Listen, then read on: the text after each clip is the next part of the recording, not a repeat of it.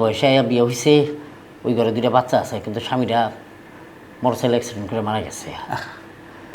তো সেই মেয়েটা এখন খুব কষ্টের মধ্যে বসবাস করতেছে বাচ্চা দুইটা নিয়ে। তো ভাবছিলাম যদি ওরে আমি বিয়ে করি, হয়তো ওর একটা সাপোর্ট হইলো, মাথার উপরে একটা ছাতা এলো, আমারও সংসারে তোমাদেরও একটা ভাবি থাকলো, এই আর কি। সেই জন্যই তোমাকে এই কথাগুলো বলা। আসলে ভাইজান, আপনি এ পর্যন্ত আমার সাথে অনেক কথা বলছেন, যেটা যুক্তিসঙ্গত সেটা আমি পক্ষে ছিলাম, যেটা যুক্তিসঙ্গত না সেটা আমি কিন্তু আপত্তি জানাইছি। কিন্তু আজকে আপনি আমার সাথে যে কথাটা শেয়ার করলেন আসলেই একটা মহৎ কথা। তবে এটা আপনি করতে পারেন, এখানে আমার আর কোনো আপত্তি নেই। আলহামদুলিল্লাহ, তোমার এই কথাটা শুনে আমার খুব ভালো লাগছে। দুলা ভাই, অনেক তো ঘর জমাই হয়ে থাকলেন, এবার না হয় আপনার বাড়িতে আপনি চলে যান। আর কতদিন এভাবে থাকবেন? লজ্জাও তো করা দরকার, তাই না? আমি কিন্তু তোমার কথার মানে বুঝতেছি না। দুলা ভাই, এখানে না বোঝার কি আছে? আপনার সামনে বাংলা ভাষায় কথা বলতেছে, আমাকে বোন আপনার আগে পালাই চলে গেছে, তারপরে আপনি এই বাড়িতে যান না, এই বাড়িতে পড়ে রয়েছে। আর আপনি মাঝে মাঝে আমাদের সাথে যা করেন না, আমাদের সব বিষয় নাক গলান, এই বিষয়টা আমাদের পছন্দ না। তাই বলতেছি আপনি এই বাড়ি থেকে আজকে চলে যান, আমাদের একটু মুক্তি দেন। হ্যাঁ, এটা কি ধরনের কথা বললি? হ্যাঁ, এত বড় ফালতু কথা কেন আসলো এখানে? হ্যাঁ, তোর কথা তো আগা মাথা পাচ্ছি না। ভাইয়া, তুমি আমাকে মাফ করে দিবে আজকে তোমার মুখে মুখে তর্ক করার জন্য। দেখো ভাইয়া, তুমি কি বললা? ফালতু কথা বলছি না? শোনো ভাইয়া, অনেক সহ্য করছি।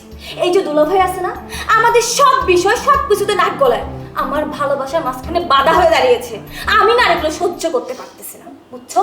শোনো, লাস্ট একটা কথা বলি তোমাকে, যদি দুলা ভাই এই বাড়িতে থাকে, আমি আর ভাইয়া এই বাড়িতে থাকবো না, এই বাড়ি থেকে চলে যাবো। তোমরা যাবে কেন এই বাড়ি থেকে? এই বাড়ি তো তোমাদের। আমি প্রয়োজনে এই বাড়ি থেকে চলে যাব।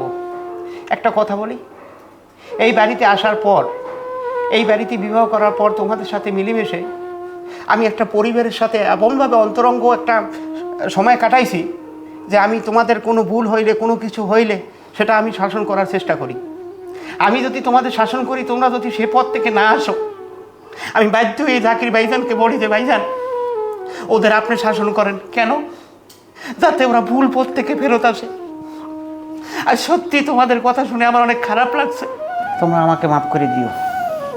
আমি কাপড় চোপড় গুছাইয়া ব্যাগ নিয়ে এখনই বাসার থেকে বের হয়ে যাচ্ছি।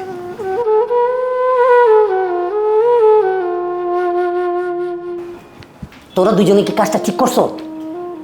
হ্যাঁ, রাশেদ খারাপটা কি করছে? আরে ওই ছেলেটা তো সবসময় তোর ভালো চাইতো, কোনোদিন খারাপ কিছু চিন্তা করে নাই।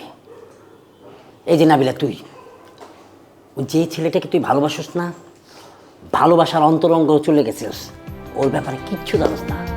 ওই ছেলেটা যে আসলে কি সেটা রাশেদ ভালো করে জানে। ওই ছেলের ব্যাপারে আমার অনেক কিছু বলছে। ওই ছেলে একটা গাঁজাখোর, নেশা করে। পাড়ায় যত মেয়েগুলো আছে না, ভার্সিটিতে যায়, গার্মেন্টসে যায়, ওইসব মেয়েদের সাথে সে ইপটিজিং করে। সময় পাইলে পাড়া প্রতিবেশী